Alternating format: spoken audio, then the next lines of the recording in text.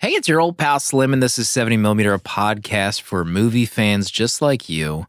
With me, as always, is my close friend and artist, Danny Haas. Hello. And our close friend and movie insider, Protolexis. The one about Noah, not that Noah. Ape Noah. Cut that one out. I just did that one on the spot. I didn't know what I was going to say. No, we always leave it in anytime you say cut it out. It never gets cut out. Every episode is connected to a theme for that month, and this time it's Planet of the Apes. We're finishing up with Kingdom of the Planet of the Apes. You can use the chapters in your podcast app to skip right to that discussion. We'll set the stage tonight. Josh in our community left a steamer of a review for this movie. No. Just absolutely steaming pile. 2.5 stars, quote. I wonder what happens when you strip the new Apes franchise of everything that made it emotionally potent, interesting, and fun, and instead we just try to make Avatar, but with monkeys instead of blue people. Holy crap. Spicy.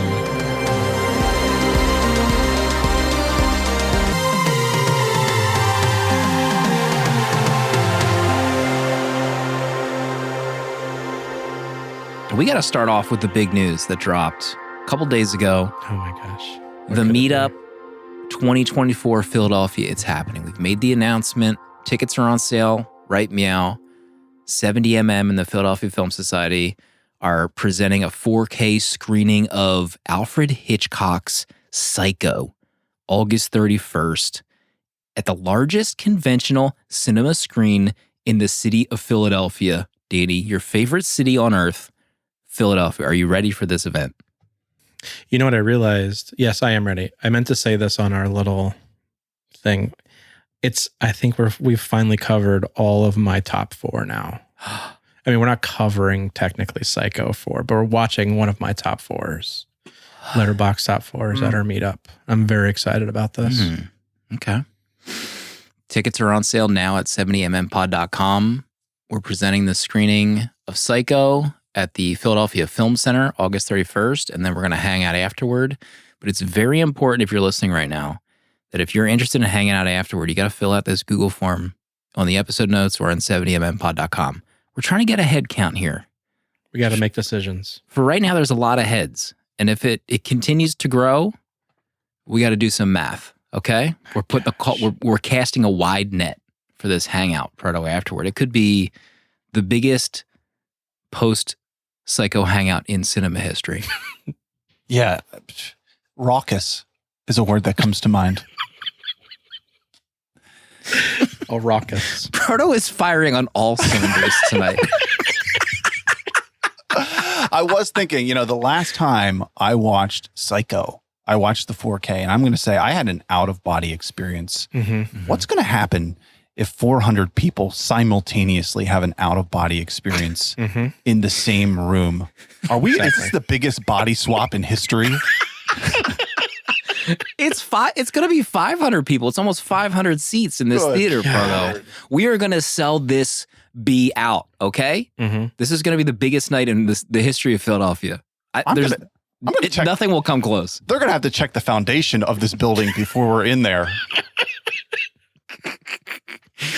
So we will be doing, some fun and games before the movie. Not too much fun and games. Maybe we'll say something in front of the movie, and then after the movie, we'll let folks know there's going to be a little hangout after. But we'll try to keep it as intimate as possible. Get some snackies post movie. Some drinks if that's your vibe, or have some ginger ale. What's your drink of choice, Danny? If you decide to imbibe, Probably a whiskey neat. Wow. Yeah, nothing crazy. I don't even know what that is. Okay. Sounds made up. Did you just make that up right now? No. Nope. Definitely not.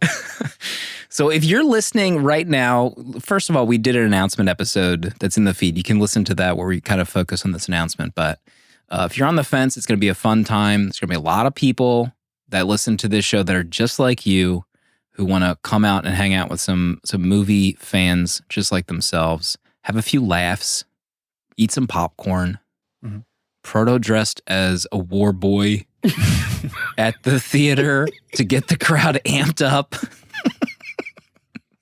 What else can we do? A limited edition Danny print of Psycho, only available at this event. Mm-hmm. Only available. Okay. Mm-hmm. If I see one of these on eBay, I will hunt you down that night Finished. in Philadelphia, Center City. So we have a lot of things cooked up. It's going to be a great night. We'll be talking about it in depth as we get closer to August. So more details to come about the fun afterward. But Proto, you and I saw Furiosa this week. Talk about fun. You know? Back in the Chamonix. Set the stage. Yeah, I was fortunate enough to be able to bring my younger brother along, my little brother, John Mark. So I got the ride in to see Furiosa, which really, I mean, I'm predicting this is going to be the #1 movie for a lot of people this year. Really? Oh, yeah. Yeah. Okay. I mean, this is a great time in the theater. If you're looking for a theater experience, I say go see Furiosa. My gosh. I had a great time seeing this. I mean, Anya Taylor-Joy, everyone knows I'm a huge Anya fan. I've converted in the last 12 months to Team Anya. I thought she was brilliant, but I have to say, Chris Hemsworth may have stolen the show. Really? Yeah, I was really impressed with his casting and his performance in this. This character that he really creates is, I think, perfect for the Mad Max world. So I loved everything he did. Had a great time.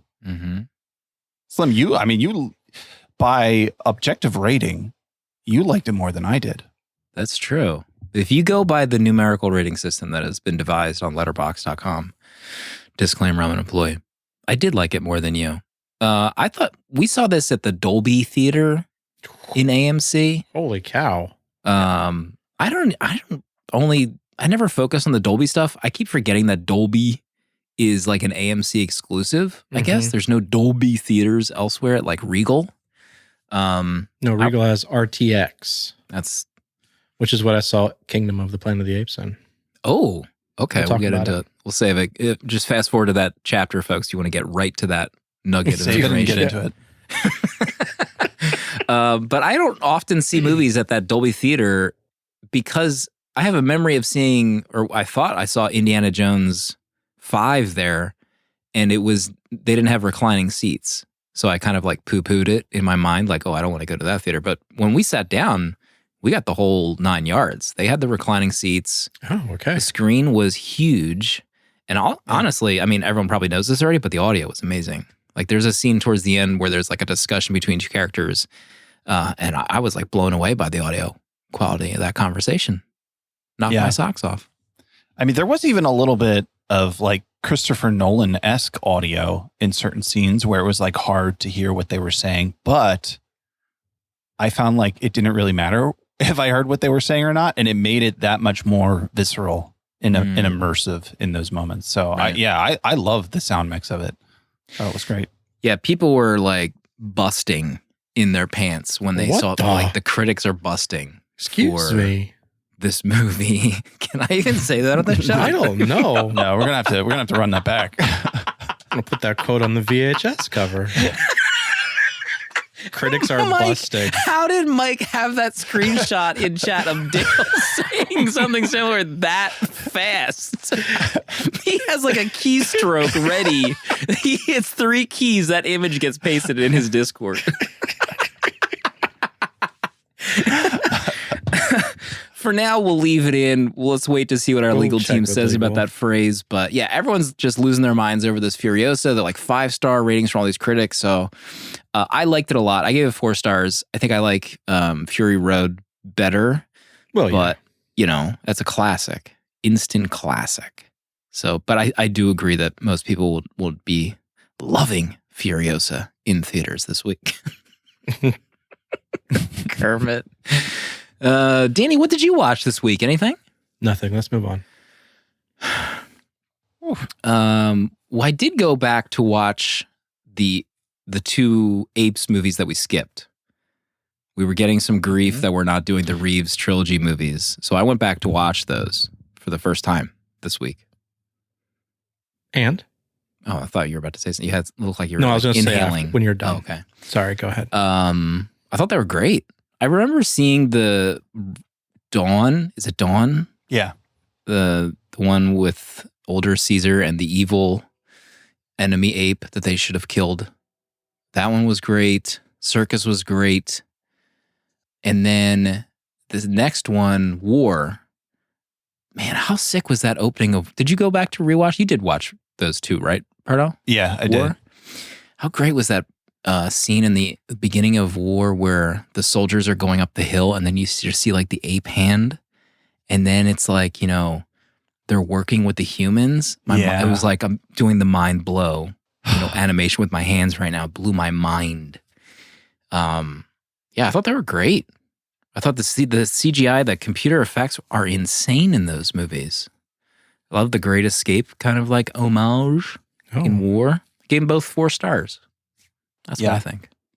I didn't tell anyone this, but after we covered Rise, that like weekend, I like immediately started Dawn because I was like, well, I got to get a head start on these if I'm going to see them before Kingdom.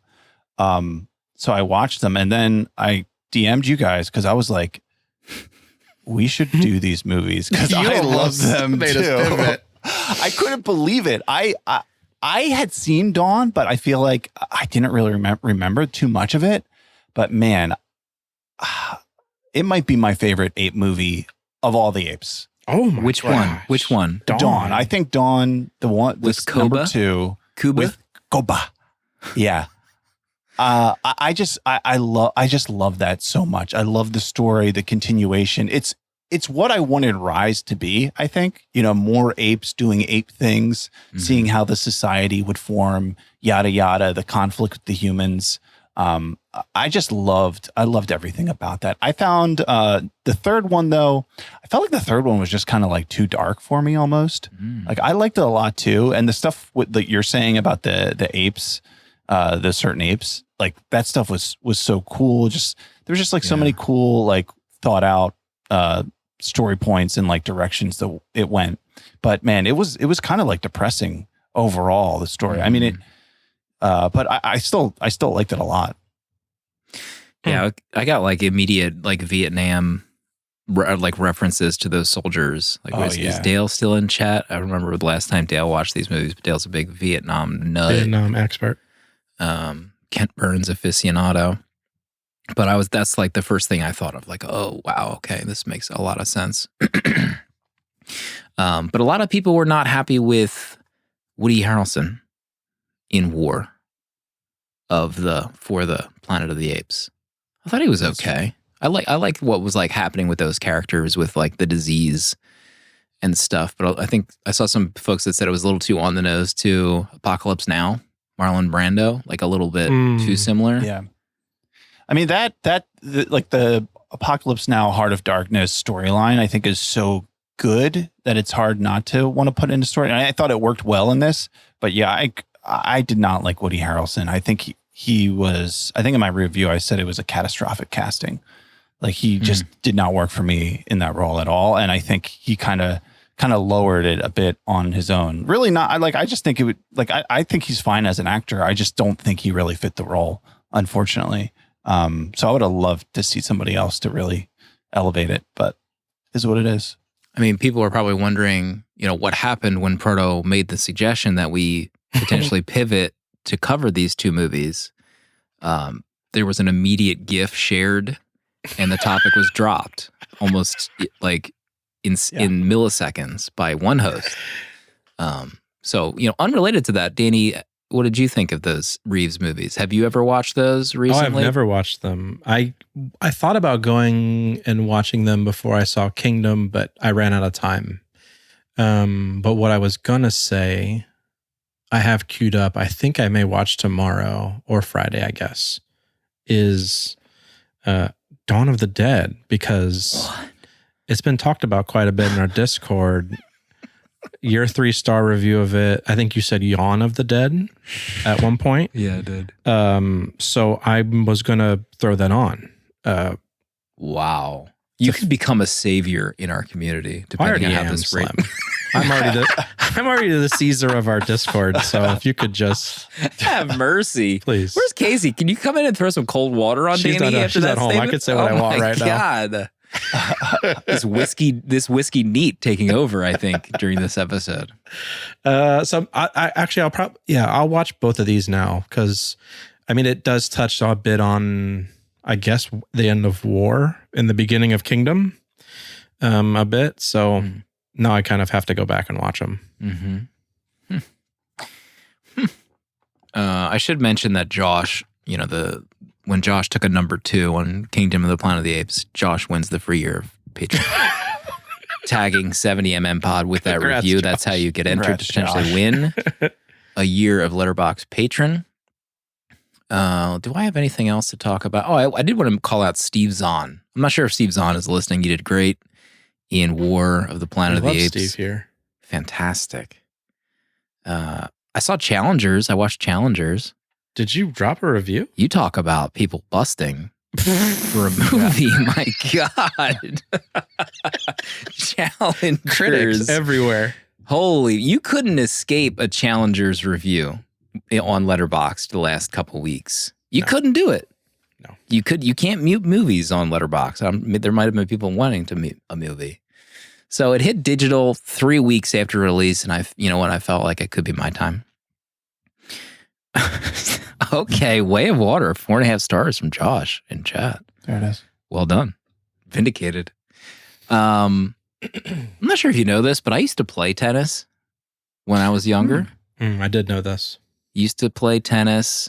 Pretty good tennis player. I've done a number of Andre Agassi face swaps of you. Mm-hmm. Go ahead, Perdo. I kind of wasn't paying attention when you were talking about Challengers, but this movie was like people were going ballistic. But so what's the disconnect? Why you just thought it was okay? Yeah. Was it like where do you have to be to 5-bang this movie? I don't know the answer to that, and if I did, I probably wouldn't even say it on the show because I feel like it would probably just get misconstrued poorly. So, not us misconstruing. I liked it. I thought Zendaya was good. The plot about. I think that a lot of the marketing makes it look like just a really super overtly horny movie, but the movie itself isn't that. It's almost like subversively, you kind of have to read between the lines of how the movie is being shown and how these characters feel to kind of understand their interpersonal relationships. So a lot of it is just very kind of subtext. And the characters themselves didn't appeal to me that much. Like I didn't feel any connection to any of the characters. Not that you have to enjoy a movie. Additionally, a preemptive apology to everyone who is being over the score from 9 Inch Nails. Being is a safe version of the word I said earlier. But okay. I mean, listen to any 9 Inch Nails album in the last 30 years. This is that. Like it feels like a 9 Inch Nails album that I used to listen to in high school. So it's not like a revelation to me necessarily, as much as maybe, remember when The Social Network came out? Oh my God. Who can forget That's a score. You talk about a score. That was Trent Reznor, right? I think. It was both those boys. Where's Mosh in chat? Mosh was one of the first people in our community to review Challengers, and Mosh gave it like 1 star. So far, I think is still the lowest, I think, in our community. So for me personally, I didn't connect with it. I thought it had, visually it was cool, did some cool things with the subtext of like a tennis match. So I'm glad it connects with people, but wasn't super into it. Okay. Kingdom of the Planet of the Apes, 2024. This is episode 220 in our long, illustrious podcast history. This is the end of Planet of the Apes. Finally, we're almost at the finish line. Oh yeah, well, I was thinking about announcing our new theme, but I guess we'll save it to the end. And my pick, by the way, I'm leading off the month, folks. Buckle up. You're going to edge us like Zendaya this whole episode. Pardo, what's this movie about? Many generations have passed since Caesar led his apes to the promised land. In that time, apes have flourished, forming communities attuned to nature in the world left behind by the humans. Noah is a part of a clan that has bonded with eagles, and he is coming of age. But one mishap with a human causes Noah to lead a band of raider apes to his home, killing his father and taking his family prisoner. These bad apes come in the name of Caesar, but no, not that Caesar. With the help of the orangutan Ron Perlman, Noah will search for his family and learn who the true Caesar was. Kingdom of the Planet of the Apes. Pardo did a audio recording for interns on our Patreon. Pre-movie thoughts, post-movie thoughts. You rattled off like 6 actors in that you thought were in this movie that were not in this movie at all. Yeah. Dale in chat is saying that he thought Noah's dad was Ron Perlman, and I thought Ron Perlman was playing both apes. I had that thought. Who's the other guy that does a lot of these types of roles? Clancy Brown. Is that the Star Wars guy? Clancy Brown. Wasn't Clancy something? He was in like every Star Wars live action and voice actor. Yeah. Thomas B has confirmed my findings in chat. Thank you. I don't know anything about Star Wars. So my history with these Apes movies, we talked about it last week, but I hadn't even really watched the last 2. So then when they announced this Kingdom of the Planet of the Apes and it takes place in the future, I kind of just didn't care either way. That's fine. But the fact that it was set in the future, because, spoiler, Caesar dies at the end of the last one. Jesus. I was more intrigued. Plus there's Falcon on the friggin' arm of this chimp. So I'm pretty interested. At least that, I don't even know if I watched any trailers, to be honest. I saw the backdrop on Letterboxd with another ape with a crown on his head, and that's pretty much all I know. And there was a woman in it. Proto, what about you? Yeah, I think I watched the first trailer when it came out, but I hadn't seen any after that, and I really didn't even remember much of it. I think I was pretty hesitant when I heard that they were making this movie, especially not Matt Reeves, who is Wes Ball, where are they going with the story, kind of having no template for it, and just feeling like we're making another Apes movie. This last trilogy, honestly, it felt almost like a leap of faith to make another trilogy of 8 movies. Are people chomping at the bit for 8 movies? And then to hear that it's are we starting a new trilogy right now? Are we doing 3 more? I was a little surprised and just concerned. I was concerned. I meant to ask you guys, since you both just watched Dawn and War, did you feel a disconnect from Rise between the 3 movies? Rise sucks compared to any of these movies. It almost shouldn't even be included in the trilogy. They should just ignore it. Franco, I'm not going to talk about him any further on this episode. Refuse. Yeah. If you want to see something disturbing, watch some behind the scenes of Rise with grown Andy Serkis hugging all over James Franco as the ape. It's impressive. I don't know how James kept a straight face. Sleepy-eyed face. Yeah, I've been telling people, I think I talked to 2 people about these movies recently, and I told them to read a summary of Rise and then just start on Dawn. I think that's the correct. That's the best path. Ask ChatGPT, what do I need to know about this movie before I watch the next movie? You were asking, are people chomping at the bit for a new trilogy? I looked up the box office, at least domestic, for this movie. This made more than War did opening weekend. So the the last Caesar Reeves movie, this did better than that opening weekend, which I found fascinating because my assumption was that this wasn't going to make that much, however much it did make. But now I'm wondering if this is just going to, start a new trilogy, like you said, Proto, since it seems to be a success. I also want to point out, we were kind of busting chops about Wes Ball from the Maze Runner movies.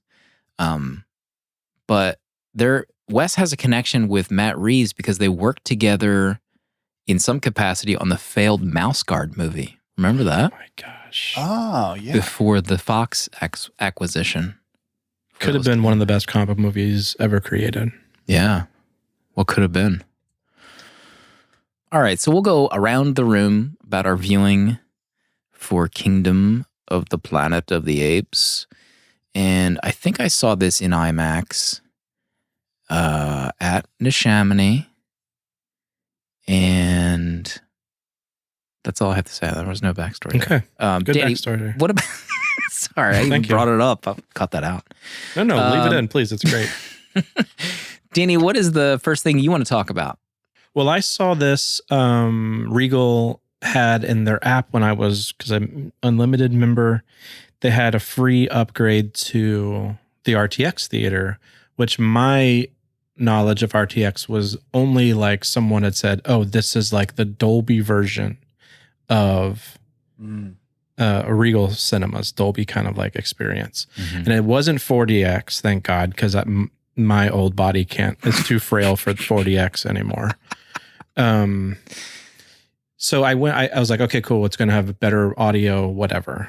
And I get into this theater at 10:30 or like 10:10 on a Sunday night. And there's a bunch of people. I was surprised. I was like, oh, this is a solid turnout on a Sunday night, but I've never done RTX, so I'm excited.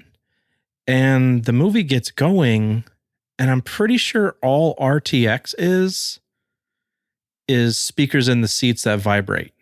No.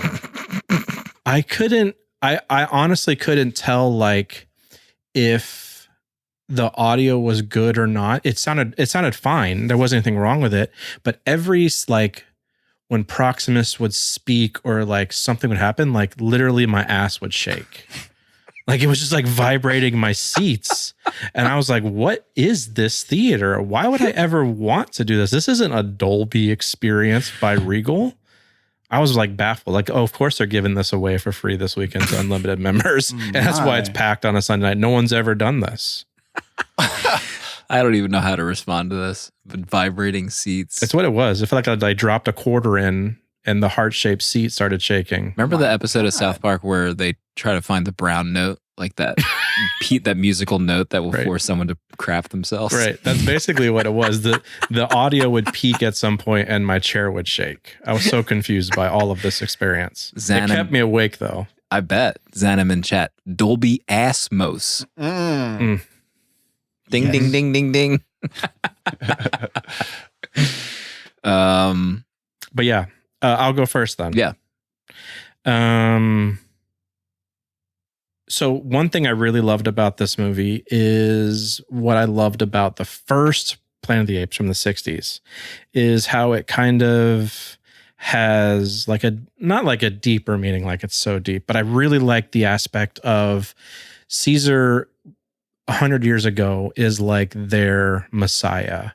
And over time, they've followed his teachings, et cetera, and it's become so twisted that there's like an extremist like ape group that are, enslaving other apes and using like the like biblical teachings of Caesar to like, wield their power over other apes. And I thought that was a really interesting commentary on like, how we, like Christian extremists in our culture and stuff like that. So I thought it was like a really nice little, almost like a nod to like a deeper storytelling from like the 1968 movie. Like they kind of added into this film, which is like the beginning-ish.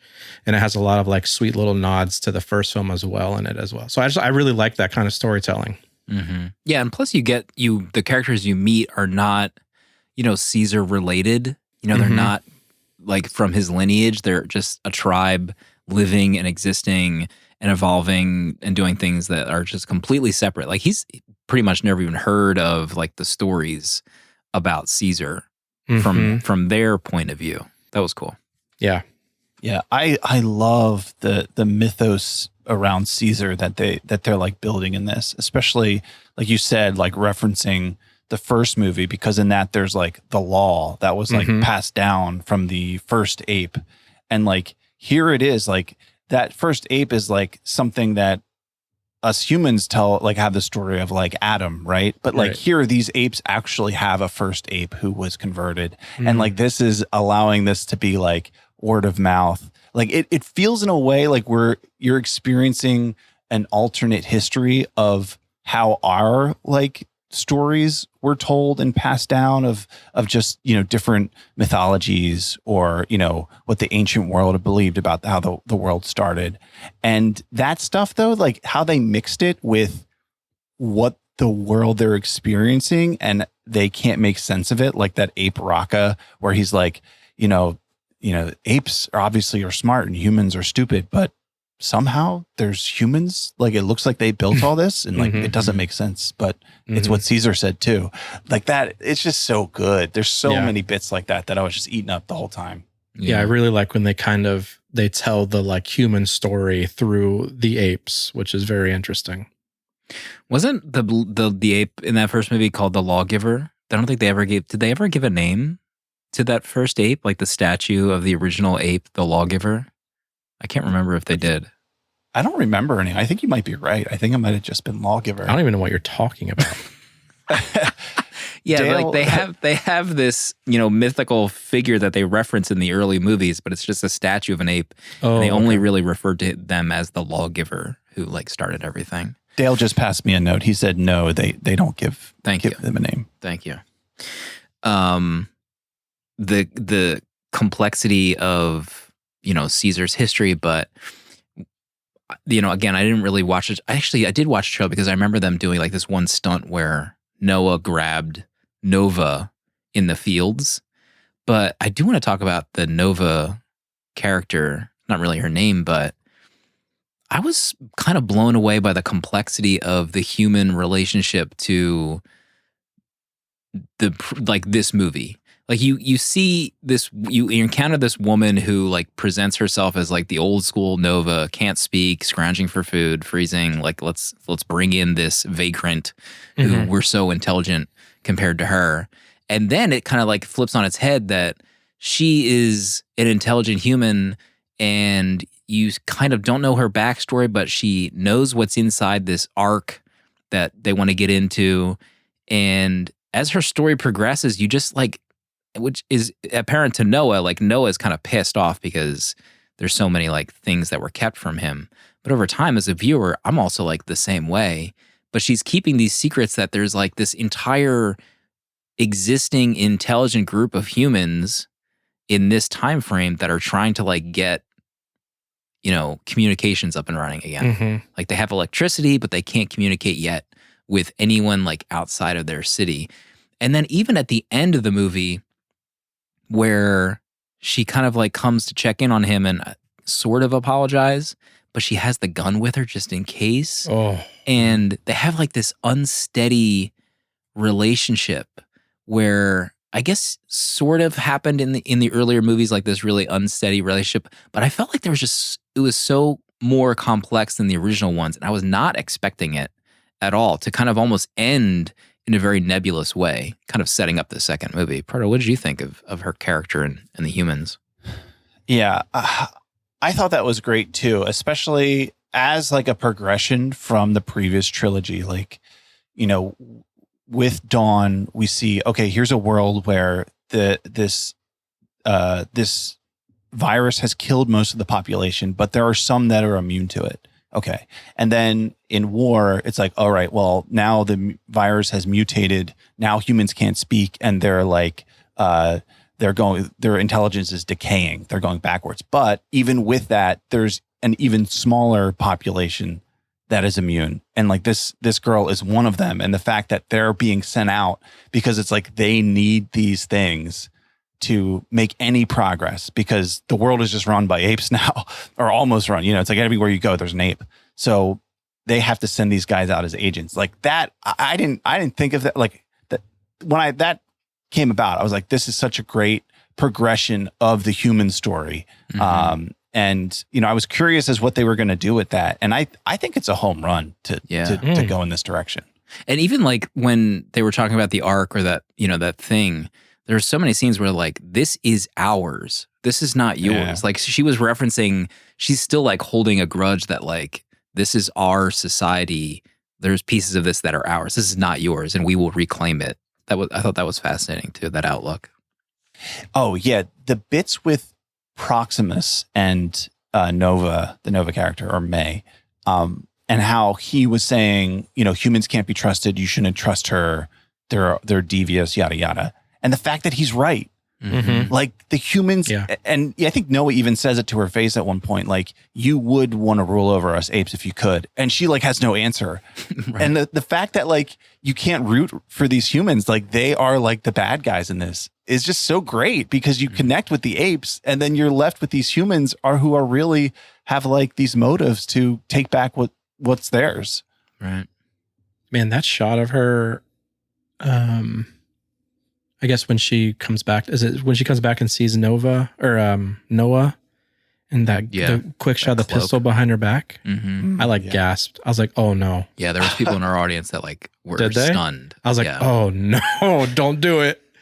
I would have been pissed. Yeah, but I really liked her character a lot. I think it was a very smart trajectory for I was glad that it wasn't like a complete like rip from the old movie where they just didn't talk, and I was glad that she wasn't like a Heston type clone. I was glad she had her own story. But she's great. Yeah, even when they got the thing open too, and like Noah's family are inside and she wants to blow it up, and she's like, I'm sorry, I still have to blow it up. Like, I can't let you get those weapons. And she does that. Oh my God. Crazy. Pro, top of your list? Top of my list. The apes living in a post-human civilization where everything has been reclaimed by nature. Injected into my veins. Please. Like this, when I think of Planet of the Apes, like this is what I wanted to see. Like, I feel like this is what I've always wanted to see of this world. Because the old ones take this direction of like apes almost trying to become human, or like look like dressed in clothes, living in huts, riding on horses, having wagons. This one's like, no, if an ape is smart, they're going to take part of their like natural instinct and behavior and do that thing. And you could say, well, they're kind of just starting out, yada, yada. But it's so cool to see that mixture of them climbing these skyscrapers that have been reclaimed. They're all green, and then being one with nature in that way, like the way that was imagined of them, like even like the fishing stuff and the relationship with the eagles, all that was just so cool. I loved all that. Yeah. If this movie came out 20 years ago, we would have a PlayStation 2 game of this movie, like open world. So like true. Kingdom of the Planet of the Apes, you're Noah. Maybe you can change characters in certain missions, but also that game would be pretty sick. Like I would want to play. Like if this was a Game Pass game, I'd be swinging around the remains of the city. How sick would that be? Open world in post-apocalyptic city. Oh my God. Well, the nights you're not playing hockey, you could play it. All right. Okay. I was going to say, how about instead of another Assassin's Creed 15, how about Planet of the Apes? I already went too hard on Trent Reznor. I'm not making any comments about Assassin's Creed. I could, but I won't. Okay, folks? Sorry, Dale. I think Josh pointed out Avatar, but honestly, in the start of this movie, I was getting big time Avatar vibes. With the kids hanging out together. My first note was Avatar vibes. And I wasn't sure if it was following the three of them entirely in the movie. Like I wasn't sure if it was that close to kind of like an Avatar Way of Water. And also like just the visuals did remind me, I think, of the Maze Runner movies, because I feel like a lot of it took place outdoors in some kind of like post-apocalyptic stuff. But yeah, the visuals were fantastic in this movie. Loved it. I love the opening bit of the little bit of like world building and storytelling with the three apes getting their like rite of passage, collecting the eagle egg, and that whole kind of, setting up like their bond with the eagles, and then getting back to their village, I just was like sold right away on what I was watching. And it was some stunning stuff. Yeah. Weta. Noah's development, I feel like it's kind of underplayed in the movie, but I think you're right. It's like a pretty nice thread through the whole thing of him, of like the mistakes that he made. Like, I feel like they could have even laid it on a little harder. The fact that he caused these raiders that come back to his home. His father's dead because of him. His whole clan are slaves. But the way that like he gets to redeem himself and kind of like fulfill that role, even like those little scenes with his father's falcon, Eagle's son not accepting him, like those little bits, it was great the way it was mixed in there. I really enjoyed that. Yeah, he really screwed up. I was also like trying to talk myself out of it. Like maybe they would have found the tribe anyway. Yeah. If he wasn't there, because they did say like fan out and find out where this guy came from. I thought that first ape was Batista. I would have bet money that was Batista voicing that guy. I thought for sure it was. The gorilla raider? Yeah. Oh, like interesting. The second in command guy. Yeah. Danny, next on your list. Proximus Caesar. I was captivated by this character. I couldn't get over every time he was on screen, I was kind of glued to his performance. I mean, most of the time watching this film, I'm just kind of in awe of these people doing these mocap suit stuff, animation, creating these apes. But there was something about Proximus that I was completely in love with. His design, the delivery, his voice. And then I was just I felt a bit like Noah, where I was kind of buying his story a bit, but I still wanted to see him save his family. But man, I couldn't get enough of Proximus. I'm kind of bummed that's like his ending is like kind of, maybe he's not over. Maybe he swims out of the water in the next movie and he's alive. But I just, a character like him where I don't think he's the villain of the film. He just was kind of made it out to be. But I just was in love with it. Anytime he was like, monologuing, which I think he did a lot. I was glued to him, every bit of it. I was going to say, maybe he comes back in the next movie, but he joins up with Noah like Fast and Furious movies. Like the villain just always comes back and joins up with the apes. The good apes. Somehow Proximus returns. Yeah, I liked his character too. I think they did a great job. Where like, yeah, clearly he's a bad dude of like wants a form of kingdom, but like capturing these people, whether they like it or not.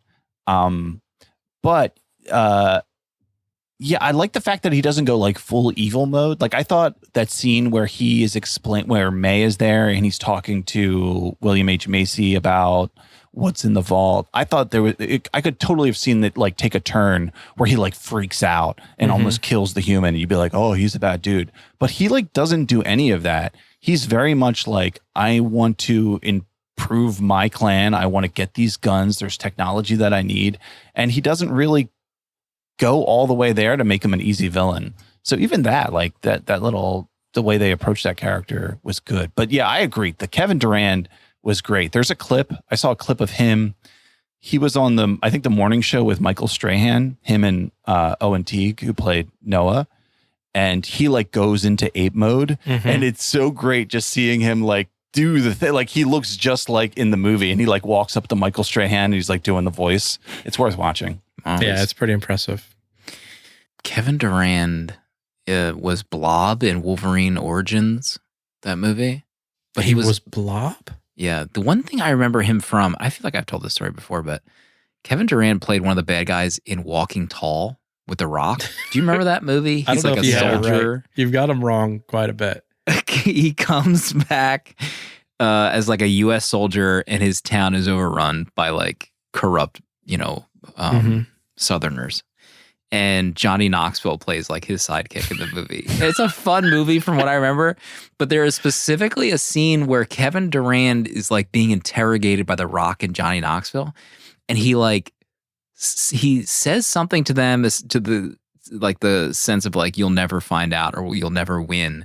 And he like spits when he yells, like accidentally. And then Johnny Knoxville and The Rock start laughing and they like leave the scene in. It's like, it looks like an outtake that they just kept in the movie. So now I want to watch Walking Tall again to find this scene turn into a GIF. But yeah, he always plays like just kind of just gross bad guy. And he was definitely pretty gross. I also love like the plot of him wanting to get into this vault with like the secrets of humans that are in there.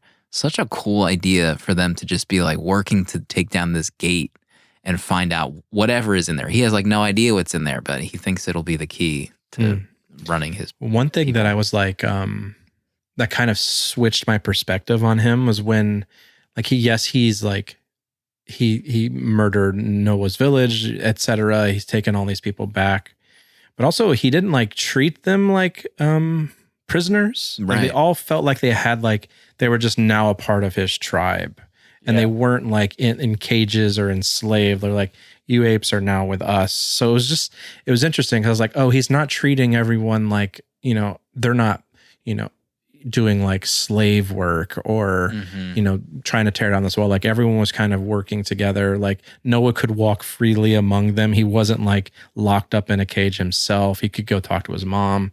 Then I was like, oh, maybe Proximus isn't the bad guy. He's just, you wanted to sign up and help take down that wall. I mean, listen, maybe. There's a nice subtle scene when he first gets there and he's talking to his mother, and I think they like blow a horn or something, a signal for them all to gather. And his mom is like, we must go, like Proximus is our leader now. And it almost like, it makes me think that like, this is how apes would function, that like, regardless of who the leader is, even if, he's a bad dude, he's the one in charge and you're just like, have to follow him because like, that's what apes do. Taking over the pride. We'll take a quick break here. We'll read a letter from Scott about an Apes theater experience. That's kind of reminds me of Danny's story a little bit, but different. So I finally, after 2 months, decided to hit the Regal for my beloved Apes, and all is well until the lights dim and family number one sits next to me with a sick, snot, bubbly-nosed 7-month-old baby. Oh my gosh. Grabbing handfuls of popcorn, then immediately crying when it doesn't get its way. Family number two sits in the recliners in front of me. They are 4 kids deep and then a baby who is already unhappy in minute 1. I'd already purchased popcorn and snuck in my soda. Well done. Otherwise, I would have Scooby-Doo ran myself out of there. Luckily, I found a seat closer to the front underneath the speakers to drown out the noise. Some sort of laws need to be passed. As far as the film, fun CGI, good story, apes, some good, some bad, humans still bad. Is monkeypox still a thing? ? That comes from Scott. I'm going to Google that. The old theater experience rearing its ugly head. Should there be an age, an age threshold? Ask the question. You're asking the questions. I am asking the questions. Continue asking. How about this question? How does Scott know that? 7 months old is pretty specific. Is he like a baby whisperer? They're not eating popcorn at 7 months. Baby whisperer. To go back to Nova, like the character, how about the scene too where she's being chased in the fields? And I was like thinking, I was kind of like piecing it together, like, oh man, they're going to redo the scene. And then she yells out his name in the field. Oh my God. My fist was You thought that she was going to get shot in the throat? No. I thought she was going to like speak up at one point and kind of reveal something. But you thought they were going to do an homage of them kissing, like Mark Wahlberg and Helena? I refuse to engage in these statements. Another fist pump moment I had was when the Falcon Eagle lands on his arm. Yes. Finally, after his like moment of despair, and then the music starts pumping in. Oh man. It was his dad's eagle, right? Yeah. Yeah. So cool. I mean, just a great visual too of like the falconry in that tribe. The poster is awesome. There's so many awesome posters with just that resting on his arm. So great.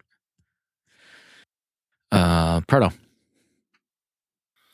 I think we hit most of mine. some other notes that I had. Got some menchies? Yeah, let's see.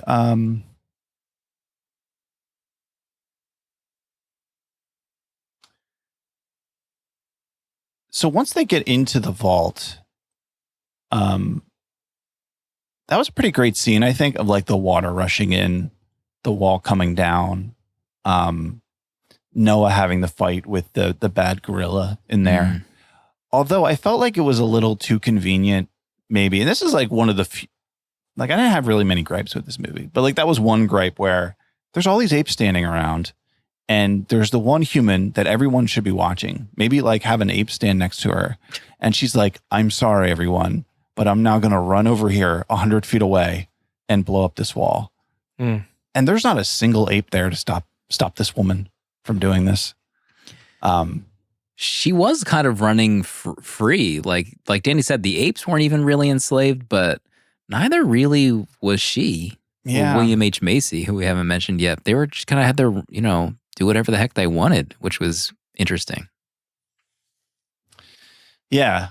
Yeah, that's a good point. But maybe it makes sense. Maybe like humans are faster. Like I've never seen an ape run. I just kind of always assumed that an ape would be really fast, but maybe they're not that fast. In the trees, they're faster than us. Yeah. That's for sure. I mean, because this human Nova, she like runs away from Noah like 3 or 4 times successfully in this movie. So maybe there's something there. Let's do more research. Hold on, I'm going to Google. What is the top speed of an ape? Speed of a chimp. 25 miles an hour. Wow. Okay. Nova's quick. Cripes. I mean, they were also probably shocked at the reveal that they got the thing open. Who cares about this human anymore? We now see the inside of the secrets. They're seeing tanks for the first that are time. hundreds of years old. True. Let's see the secrets. Danny, next on your list.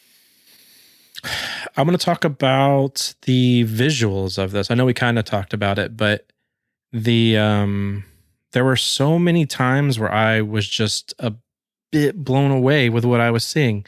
When I'm really more talking about like the apes themselves, there were so many moments where I felt where my brain was like, yes, this is CG the whole time. But there were moments where I was just in it to where this wasn't like glaring, like this is CG in my face. Like, especially when we got kind of like up close shots of the chimps and the orangutan and Proximus.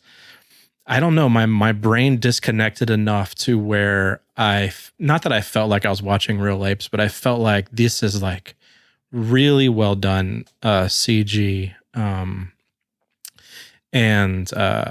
And there were so many, like I know that Wes Ball did a lot of like on location shooting as well.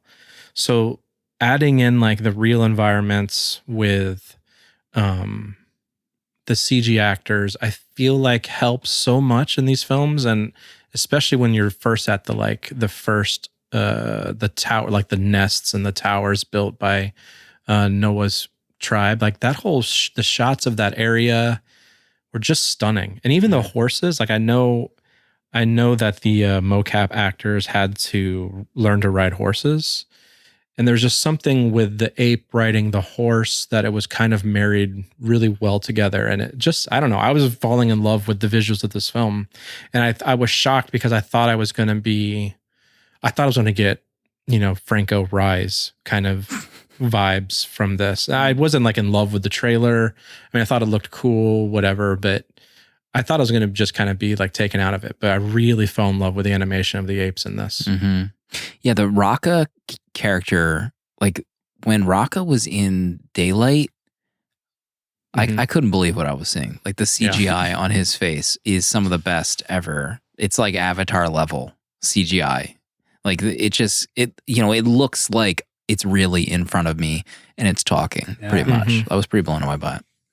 Yeah, I think that's a great way to put it. Like I didn't even really question or like notice it. I think after the first 5 minutes, I didn't even think about it. It just looked like real life to an extent, which is like comparing this to something like Furiosa and to a lot of movies. Like I think Furiosa, like the there's parts of it that are very clearly CGI, and it's fine. I think it's like almost like a choice. It's like a stylistic choice they have in that. But you can just, as you're watching it, you're like, this is not real.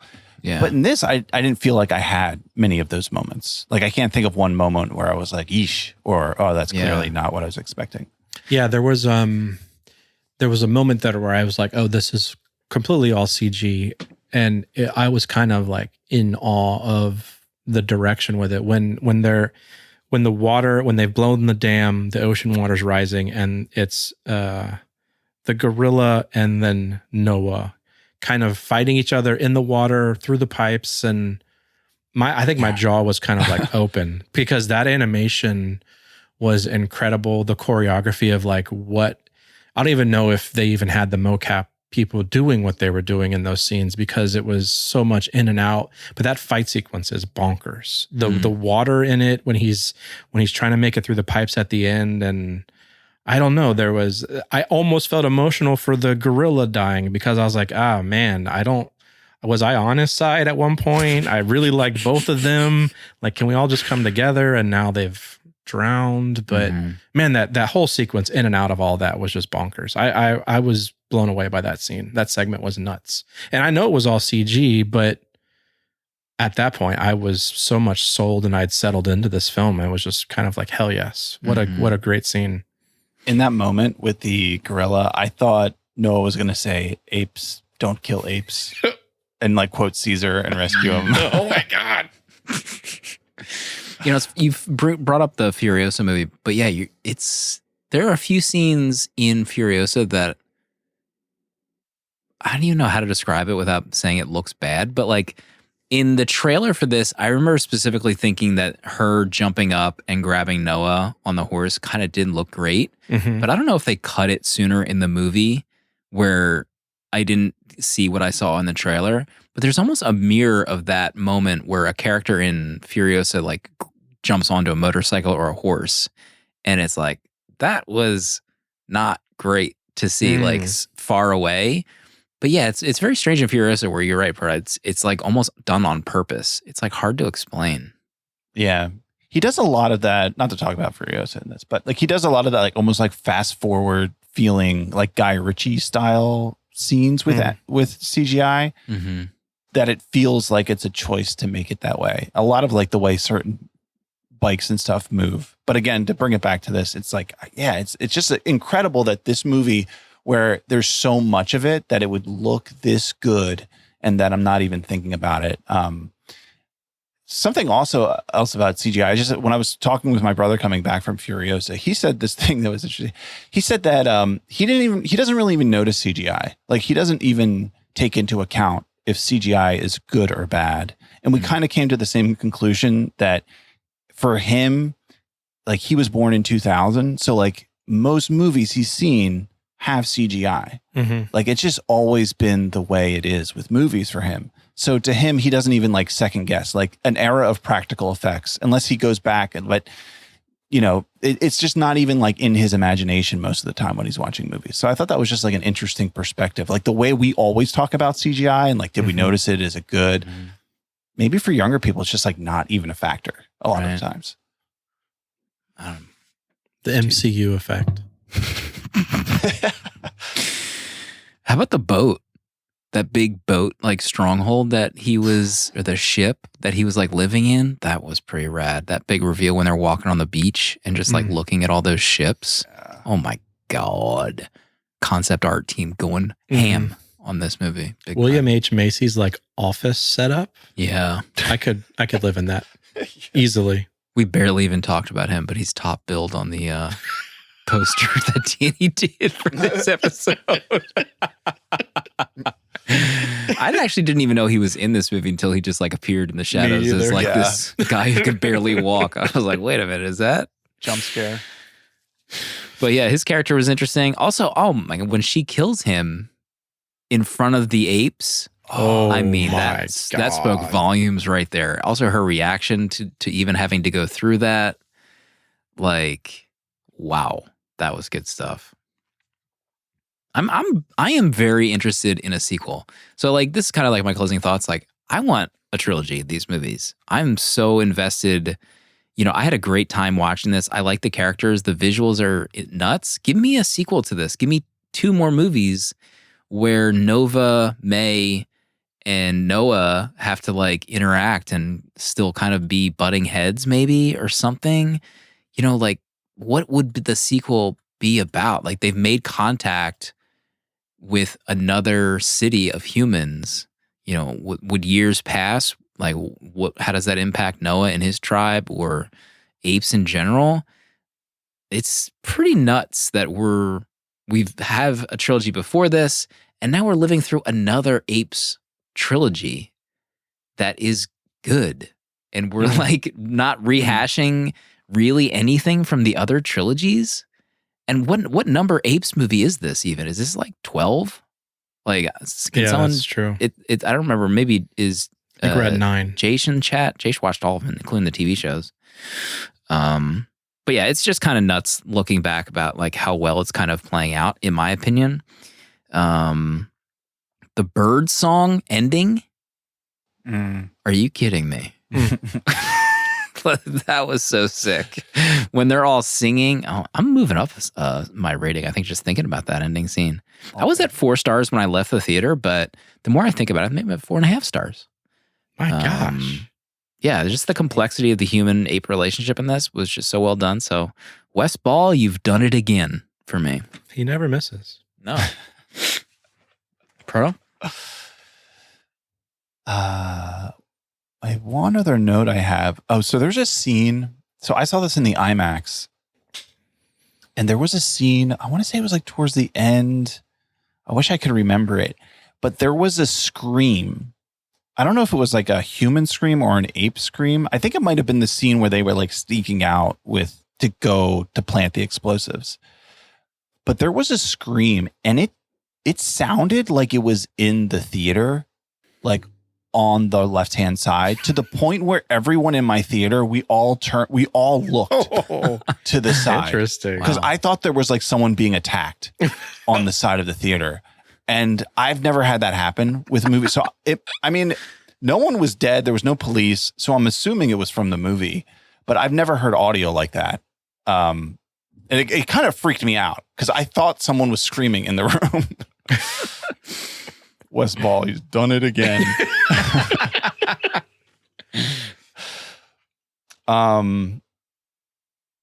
Yeah, I'm all in on another trilogy as well. I agree with everything you said, Slim. Like this as a starting point for where we're going, seeing this as like an arc.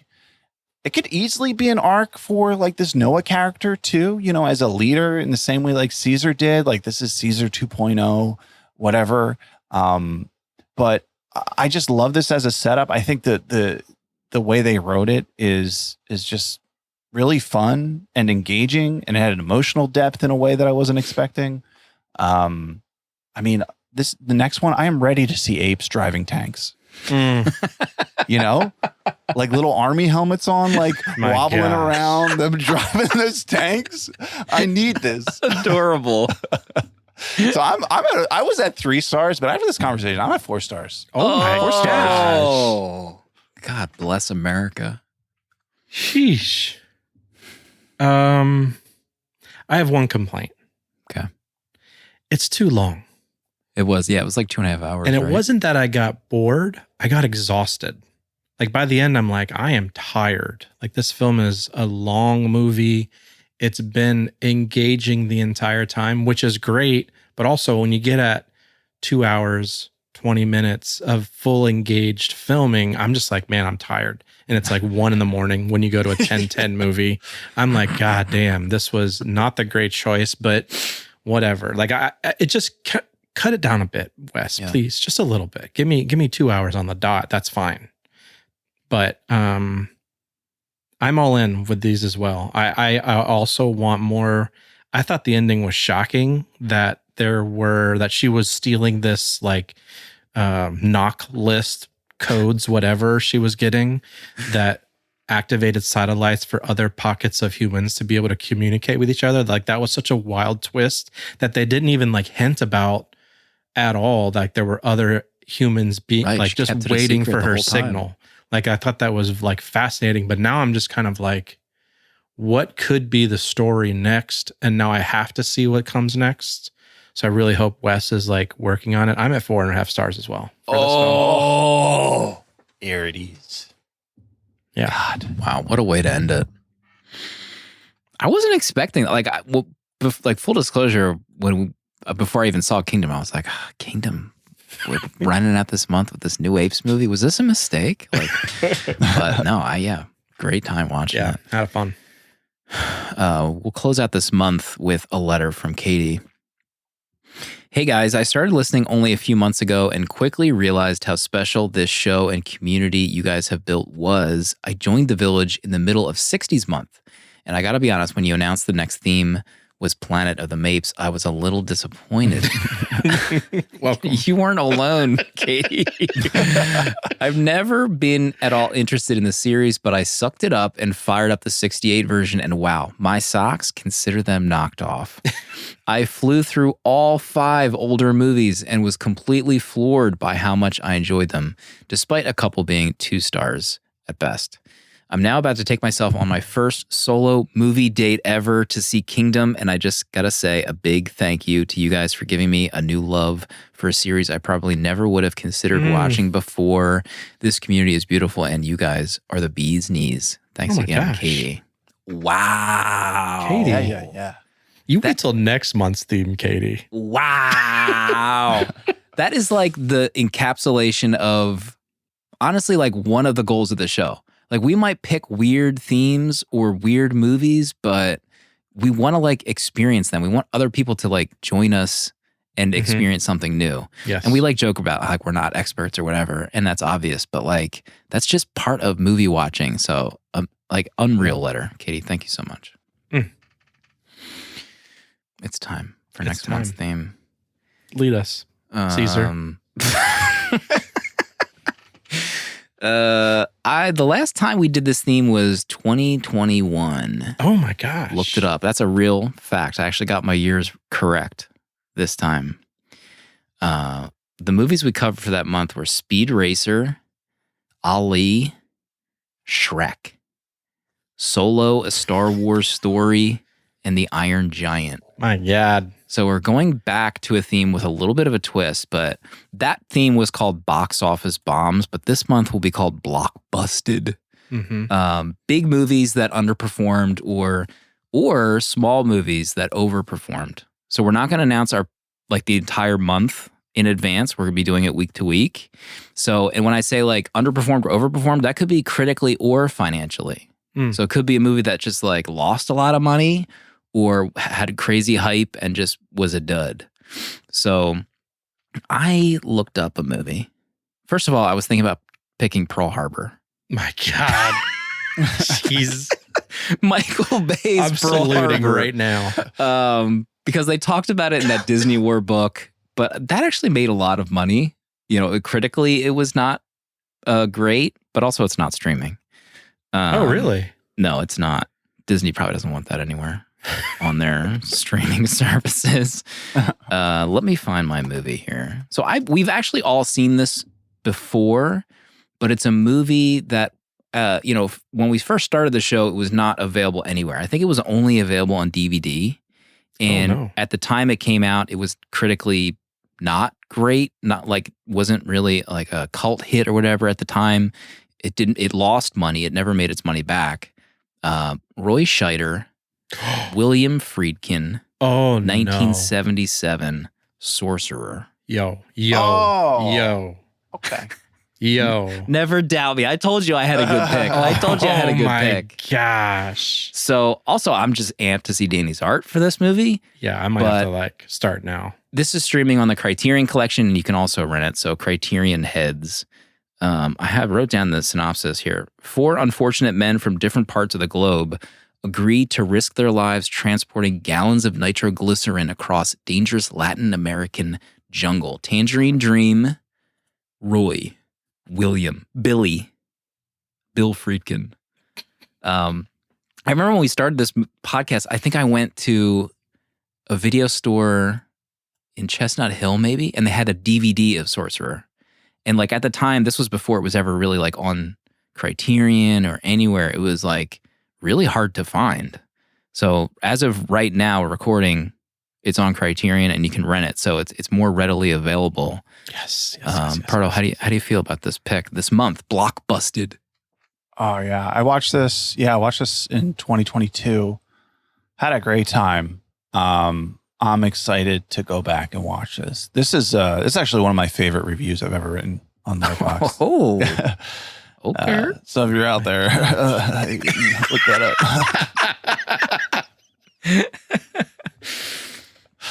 up. Danny, your thoughts? Sorcerer next week.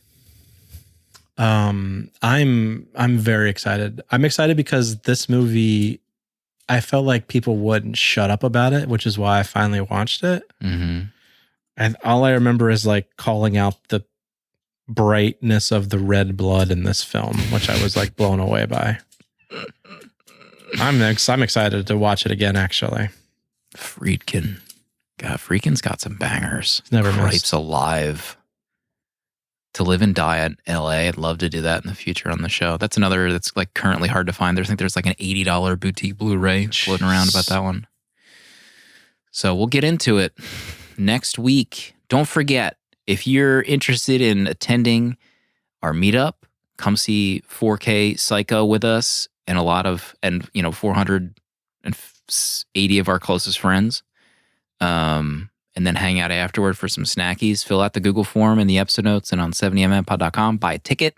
Support the Philadelphia Film Society, our close friends over there. It's going to be a big summer. Mm-hmm. Big summer. Pardo, any closing thoughts? Yeah, I want to make an announcement, and I only want to do this once this year, but everyone, it's getting hot. Please hydrate. Okay? It's the only way to be safe in this heat. Slim talked about the importance of hydration in his Furiosa review. Yeah. You can go read that as well there. But we need to be drinking more water collectively, especially now that the summer's here, at least in the United States. So please. Wise words. We'll see everybody next week for Sorcerer.